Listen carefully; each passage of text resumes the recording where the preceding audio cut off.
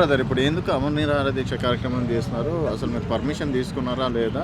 ఏమన్నారు హెచ్ఎండిఏ వాళ్ళు కావచ్చు, ప్రభుత్వం కావచ్చు? అయితే ముందటి నుంచి కూడా ఈ పర్మిషన్ తర్వాత ఈ టెక్నికల్ ఇష్యూస్ని ముందట పెట్టి హెచ్ఎండిఏ అధికారులు కానీ పోలీసులు వాళ్ళు ప్రవర్తిస్తున్న తీరు మాత్రం కరెక్ట్ కాదు. ఎందుకంటే ఒక official people representative body Tellapur municipality అందరు కౌన్సిలర్లు ఏకగ్రీవ తీర్మానం చేసి సర్వే నెంబర్తో సహా అన్నీ ఇక్కడ దానికి ఉండే టెక్నికల్గా కావాల్సిన మద్దతు వాళ్ళు ఏకగ్రీవంగా ఒప్పుకున్నారు.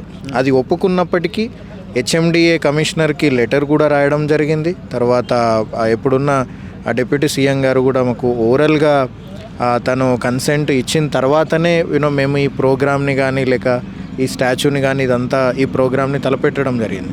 అయితే సెప్టెంబర్ ఫస్ట్ వీక్లో ఇక్కడ జరిగిన పబ్లిక్ మీటింగ్లో అప్పుడు భట్టి గారు ఇచ్చిన హామీ ప్రకారం ఇప్పుడు కాంగ్రెస్ ప్రభుత్వం వచ్చింది. అండ్ కాంగ్రెస్ ప్రభుత్వం అంటే గద్దరన్న కూడా కాంగ్రెస్ ప్రభుత్వానికి ఎంతో సమర్థంగా ఉన్న వ్యక్తి. ఇవన్నిటిని మేము దృష్టిలో పెట్టుకొని అంటే ఈ ప్రదేశానికి అంటే ఈ ప్రాంతానికి గద్దరన్నకి ఒక విడదీయని సంబంధం అయితే ఉంది. దాన్ని దృష్టిలో పెట్టుకొని ఇక్కడ ఓ పార్కు, ఆ పార్కుకి ముఖ్యంగా గద్దరన్న పేరు పెట్టి ఇదే కాకుండా మరీ ముఖ్యంగా కల్చరల్ నాలెడ్జ్ సెంటర్ దీన్ని ముందుకు పెడితే ఏంటి అని అంటే గద్దరన్న ఏదైతే చేసిన తన ఆలోచన విధానం ఏదైతే ఉందో లేక తను రాసిన కవిత్వాలు తను పాడిన పాటలు కానీ ఇవన్నీ ప్రపంచవ్యాప్తంగా దాన్ని ఒక చిన్న ఎగ్జాంపుల్, ఇప్పుడు ఆ పాటని ఇంగ్లీష్లోకి అనువాదించాలి. అది ఎవరు అనువాదిస్తారు?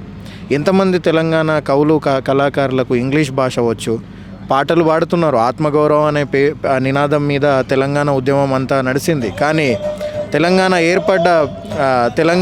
ఏర్పడిన తర్వాత ఆత్మగౌరవం కేవలము పాటకే పరిమితమైందా లేక వాళ్ళ ఉద్యోగాలు కానీ వాళ్ళ జీవితాల గురించి మాత్రము ఎవ్వరు ఆలోచించని పరిస్థితి అవుతుంది. అందుకే మా డిమాండ్లలో కూడా మేము అదే పెట్టాము. కళాకారులకు ముఖ్యంగా స్త్రీలు మేల్ ఫీమేల్ అందరూ ఎవరైతే ఆర్టిస్టులు ఉన్నారో తెలంగాణ సంస్కృతిని ముందుకు తీసుకెళ్ళి వాళ్ళందరికీ ఉద్యోగాలు కల్పించాలి. ఉద్యోగాలతో పాటు ఈ కల్చరల్ నాలెడ్జ్ సెంటర్ని ఒక ఇన్స్పిరేషనల్ థింగ్గా దీన్ని ముందుకు తీసుకెళ్లాలనేది ముఖ్య ఉద్దేశం. సో ఇప్పటి నుంచి అంటే ఒకవేళ ప్రభుత్వం ఇంకా ఇలానే నాంచుకుంటూ ఈ వ్యవహారాన్ని ఇంతే ఉంచింది అని అంటే ఇంకా ఇది ఉధృతం చేస్తారు. ఎందుకంటే మున్సిపాలిటీ వర్కర్స్ నేను ఇందాక చెప్పినట్టు తెల్లాపూర్కి గద్దరన్నకి చాలా విడదీయని సంబంధం ఉంది. కాబట్టి ఈ చుట్టుపక్కల ప్రాంతాలలో వాళ్ళు కూడా వస్తారు. ఇక్కడనే హైదరాబాద్ సెంట్రల్ యూనివర్సిటీ ఉంది, ఆల్రెడీ స్టూడెంట్స్ కూడా వచ్చారు. ఓయూ వాళ్ళు కూడా ఆల్రెడీ మద్దతు తెలిపారు. కాబట్టి ఇప్పుడు చెలో తెల్లాపూర్ అనే కార్యక్రమం తలపెడతాము. ఇంకో కొన్ని రోజులలో దాని whatever our future course of యాక్షన్ని మేము ఈరోజు రాత్రి డిసైడ్ చేస్తాము.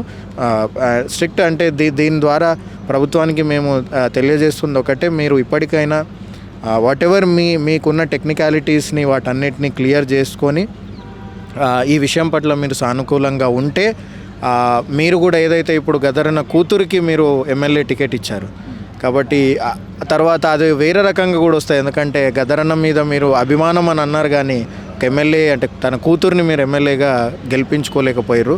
ఇక్కడ కూడా విగ్రహం పట్ల మీరు వేరే రకంగా ప్రవర్తిస్తే మాత్రం అది మీ ప్రభుత్వానికి మీరు ఏదైతే నినాదంతో మార్పు కావాలి అని వచ్చిరో దాని పట్ల ప్రజలు తిరగబడే అవకాశం అయితే ఖచ్చితంగా ఉంటుంది. కాబట్టి దీన్ని అందరూ దృష్టిలో పెట్టుకొని మీ మద్దతు, ప్రజల మద్దతు అండ్ ప్రభుత్వం కూడా దీనిపైన సానుకూలంగా ఉండాలని మనవి చేస్తున్నాం.